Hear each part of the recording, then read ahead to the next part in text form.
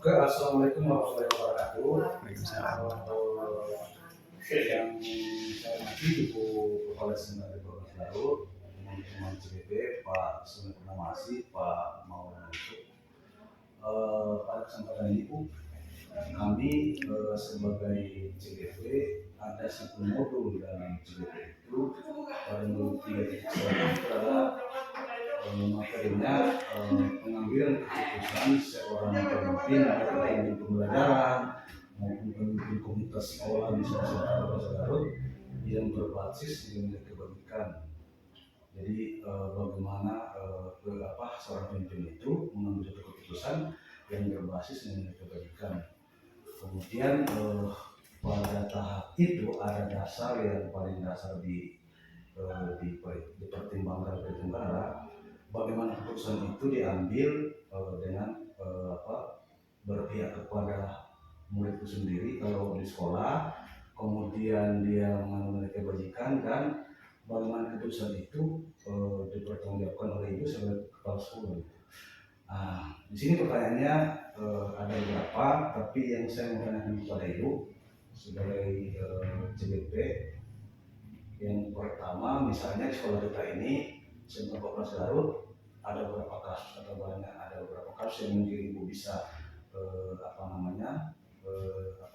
kita analisis. Kemudian di situ ada mengandung mungkin dilema etika, yaitu suatu kasus yang dua-duanya benar, pihak pertama benar, pihak kedua benar. Ada juga kasus yang menunjukkan moral, jadi di antara pihak yang satu benar, di antara pihak yang salah. Kira-kira dari kasus ini antara dilematika dan menunjukkan moral, kira-kira bagaimana cara ibu untuk mengidentifikasi kasus itu? Ya, terima kasih Pak Medi.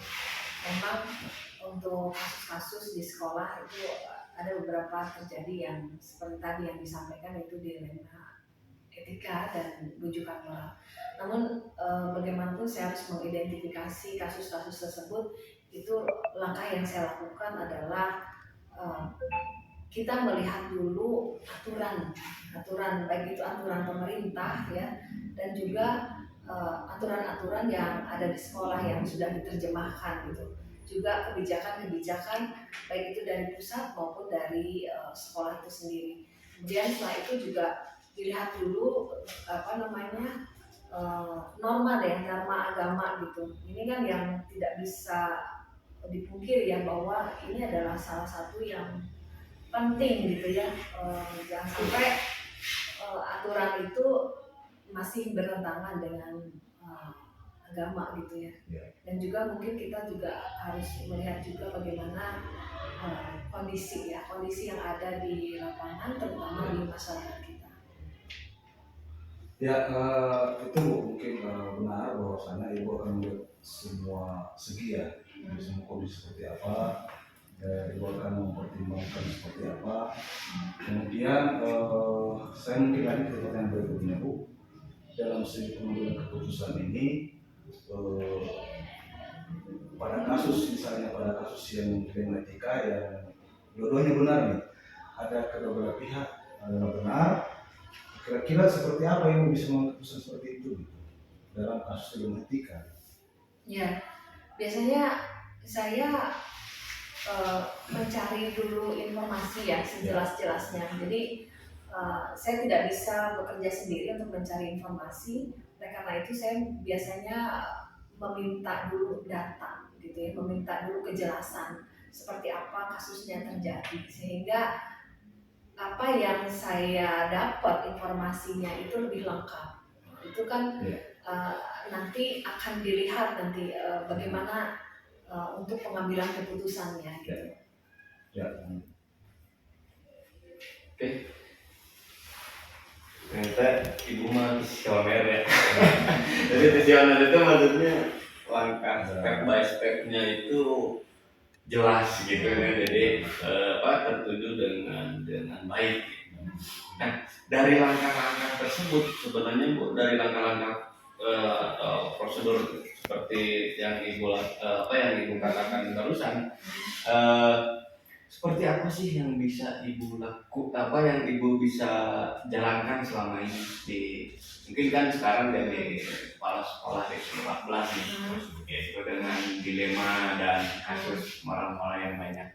Ya, tentu langkah saya adalah berpikir untuk mencari alternatif pemecahan masalah. Jadi saya misalnya ada langkah-langkah yang sudah saya tetapkan gitu ya. Tapi langkah-langkah tersebut tentu saya minta pendapat juga ke teman-teman gitu, baik itu Masek, mungkin itu guru atau misalnya pihak-pihak lain lah ya, yang mungkin bisa saya mintakan pendapat tergantung kasusnya gitu ya.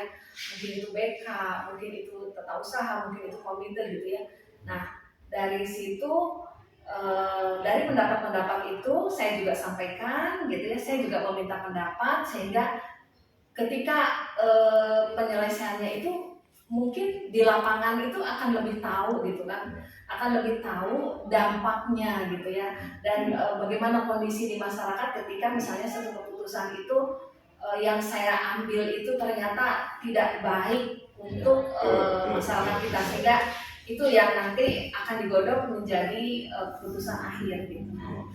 Jadi dengan siapapun itu berkolaborasi ya, bisa berkolaborasi mungkin dengan ASEK atau yang lain. Nah dari langkah atau prosedur yang Ibu tempuh selama ini ada nggak yang Ibu anggap efektif gitu untuk menentukan pengambilan sebuah keputusan? Ya, kalau ya pasti ya saya menginginkan bahwa pengambilan keputusan itu harus efektif gitu ya.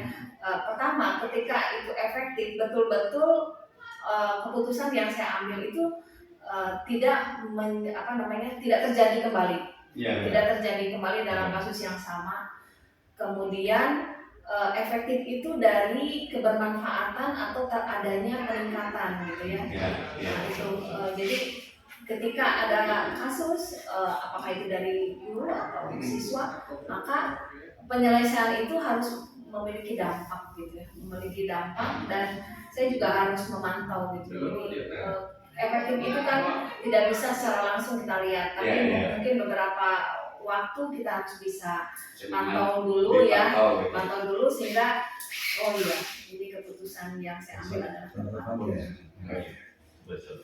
Jadi selain pengambilan keputusan juga Ibu memantau untuk melihat kesignifikan pengambilan keputusan itu sudah tepat atau belum gitu ya. Itu sangat baik gitu ya.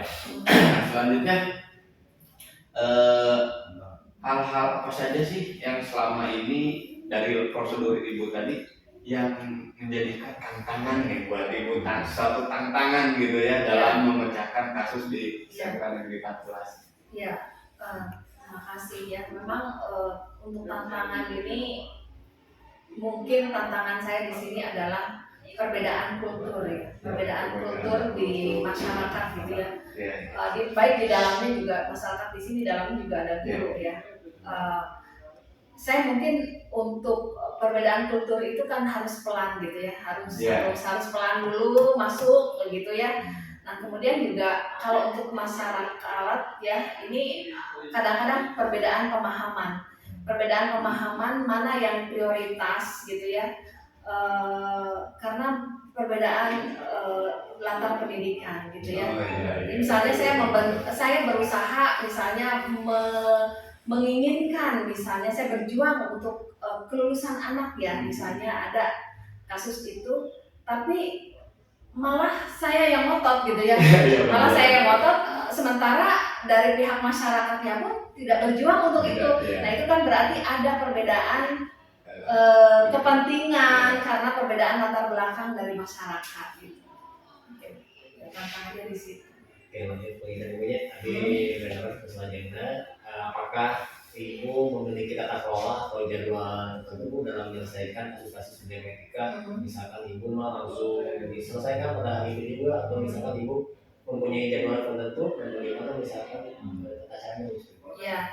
Ya, dari kasus-kasus ya tergantung kasusnya. Jadi kalau misalnya kasusnya memang urgent harus diselesaikan, ya dengan prosedur yang saya tempuh gitu ya, yang saya tempuh tadi itu saya akan berusaha segera menyelesaikan supaya itu tidak berlarut-larut gitu ya, tidak berlarut-larut. Dan tapi juga ada yang misalnya memang itu harus dilakukan penyelesaian, tetapi penyelesaian ini tidak urgent sehingga itu bisa dimasukkan ke dalam suatu jadwal misalnya pada rapat pembinaan gitu, seperti itu.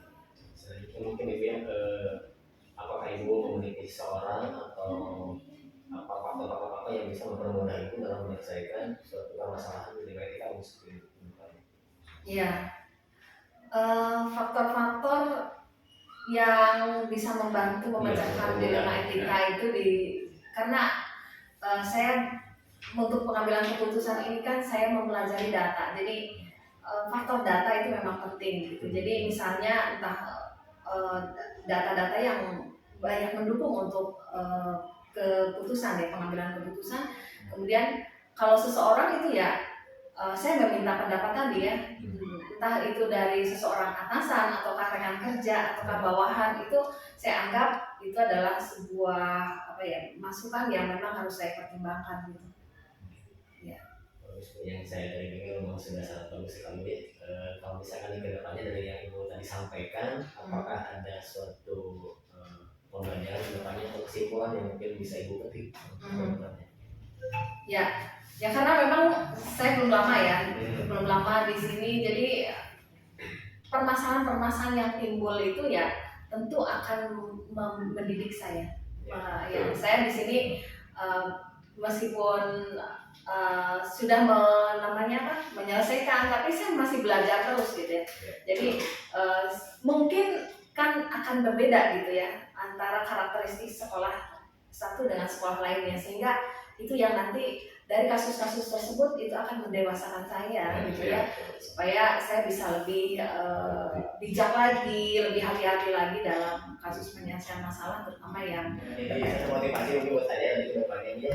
Mudah-mudahan ada suatu kehidupan bagi saya, menjadi suatu sosok yang bisa saya contohkan kembali di kemudian hari, menjadi pemimpin yang lebih baik lagi mungkin bagi saya. Amin. Jadi mungkin untuk Pak Yusuf kan contoh, kalau ini kan ibu tuh sebagai role model. Jadi di 14 itu kan ada untuk yang kemarin kan ada Pak itu ya. Nah ibu tuh menjadi role model untuk pribadi, mungkin pribadi Pak Yusuf, pribadi saya jadi role model pemimpin yang visioner gitu ya, yang selalu berkolaborasi dengan siapapun dan bisa mau terjun langsung ke lapangan. Mungkin itu untuk saya. Untuk pendapat dari saya dari teman-teman sama bahwasanya ibu itu punya integritas, punya loyalitas, pokoknya tuntas, pas. Jadi yang artinya bahwa jadi kapabilitas, kualitas gitulah. Jadi bagi kami semua, makanya ketika saya di Hubin, saya betul-betul merasakan ketika contoh paling konkret Bapak Ibu, ketika saya mengkonsep surat selama ini, saya tidak pernah mengambil suatu dasar itu kenapa surat ini mau ini, padahal ketika membuat surat kita harus tahu dasarnya surat ini apa gitu. Itu yang saya betul-betul berdapat dari Ibu. Makanya ketika Ibu mengadu, kalau saya jauh, saya bilang, Bu jangan pindah Bu, saya mau curi ilmu, kata Pak Soni. Saya mau curi ilmu dari Ibu gitu.